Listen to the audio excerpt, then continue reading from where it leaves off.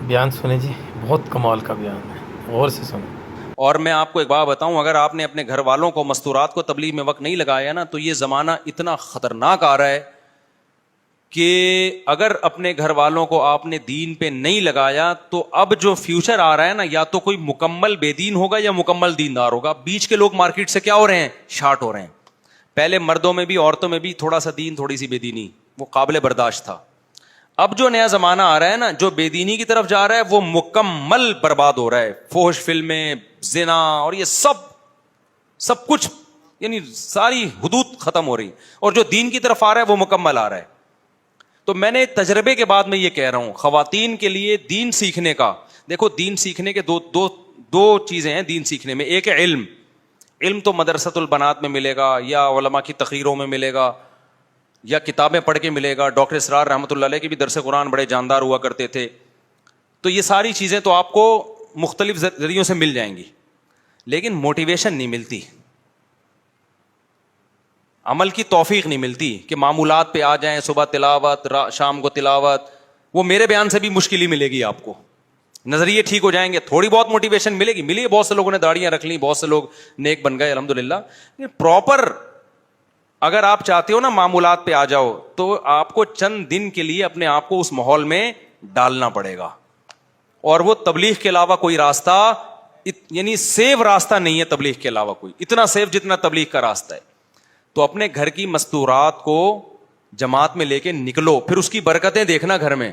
صبح صبح آپ کی بیگم قرآن پڑھ رہی ہوگی، آپ کو اتنا اچھا لگے گا۔ ابھی کیا ہوتا ہے، صبح صبح اٹھی بھی نہیں ہوتی، اٹھتی 12 بجے، کیونکہ رات 2 بجے تک ٹک ٹاک پہ بیٹھی ہوئی ہوتی ہے، وہ فیشن ڈیزائن اور یہ سب چیزیں دیکھ رہی ہوتی ہے۔ یہی ہوتا ہے نا، 3 بجے جا کے سو رہی ہیں، کیونکہ لوگ کہتے ہیں یار بستر پہ لیٹنے کے بعد تو موبائل دیکھنے کا مزہ آتا ہے، دیکھتے رہتے ہیں 2 3 4 گھنٹے، تہجد سوال ہی پیدا نہیں ہوتا۔ فجر بھی گئی، 12 1 بجے سو کے اٹھ رہی ہیں، پھر ان کو پتہ نہیں خیال آ رہا ہے، پھر موبائل دیکھا، کوئی نئی ڈیزائن کی مہندی آئی ہوئی ہے، کوئی یہ آیا ہوا ہے، کوئی گھر میں برکت ختم۔ جب آپ گھر جاؤ گے آپ کو لگے گا بیگم دوپٹے میں بیٹھ کے قرآن پڑھ رہی ہے، خدا کی قسم آپ کو ایسا لگے گا جیسے آسمان سے سکون اتر رہا ہے۔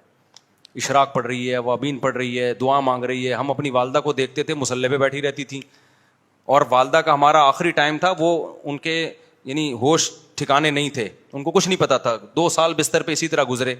لیکن جیسے ہی تسبیح ہاتھ میں پکڑاؤ، ٹھک ٹھک چلنا شروع، کیونکہ عادت پڑ چکی تھی نا۔ میرے بھائی سورہ یاسین پڑھتے تھے، آخری لفظ چھوڑتے تھے تو والدہ کی زبان سے نکل آتا تھا آخری لفظ۔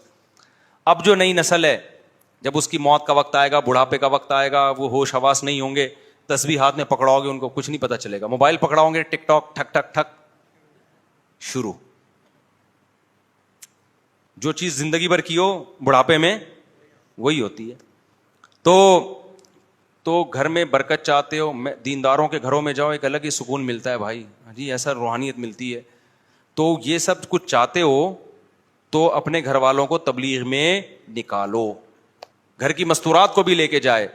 اور پھر تبلیغ میں مستورات کے قوائف ہیں، چھوٹا بچہ ہے تو پھر نہیں وہ لے جا سکتے، تو ابھی جن کی نئی شادی ہوئی بچے نہیں ہیں تو وہ لے جائیں 40 دن کی جماعت میں، 15 دن کی جماعت ہوتی ہے، اس میں لے جائیں اپنی اہلیہ کو۔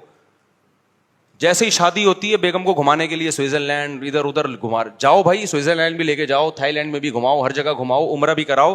لیکن اگر چاہتے ہو نا آئندہ میاں بیوی کا رشتہ اچھے اصولوں پہ اور محبت کے ساتھ گزرے، تو بچہ پیدا ہونے سے پہلے بیگم کو تبلیغ میں بھی وقت لگوا دو، اس سے خود بھی انسان کے بچے بن جاؤ گے، وہ بھی انسان کی بچی بن جائے گی، اور جب دونوں انسان ہوں گے تو سوچو گھر کا ماحول کیسا ہوگا۔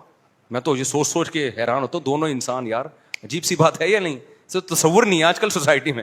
وہ اس کو گدھا کہہ رہا ہوتا ہے، وہ اس کو، میرے پاس جو جھگڑے آتے ہیں نا، وہ اس کو ایسی سی گالیاں میں ابھی ایک دوسرے کو دے رہے ہوتے ہیں، ممبر پہ دے نہیں سکتا۔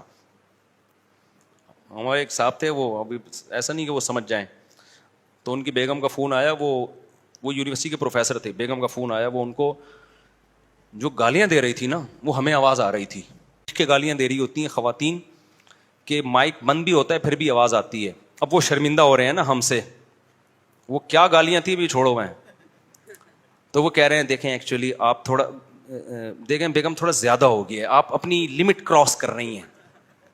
وہ اس طرح اس کو سمجھا، اصل میں اس کا بھی دل چاہ رہا تھا میں بھی یہاں سے وہی گالیاں نکالوں، لیکن ہمارے احترام میں بڑی تمیز سے، دیکھیں اب آپ لمٹ کراس کر رہی ہیں، یہ الفاظ مناسب نہیں ہے۔ ہمیں اس پہ ہنسی آ رہی تھی یار, ہماری وجہ سے بیچارہ گالی بھی نہیں دے سکتا, وہ دبا کے گالیاں دے رہی ہے اور اس کو اندازہ ہو رہا ہے کہ یہی سن رہے ہیں گالیاں. بیگم کو اندازہ نہیں تھا کہ اتنی چیخ کے دے رہی ہوں کہ ساتھ میں بیٹھا ہوا بندہ بھی سن رہا ہے.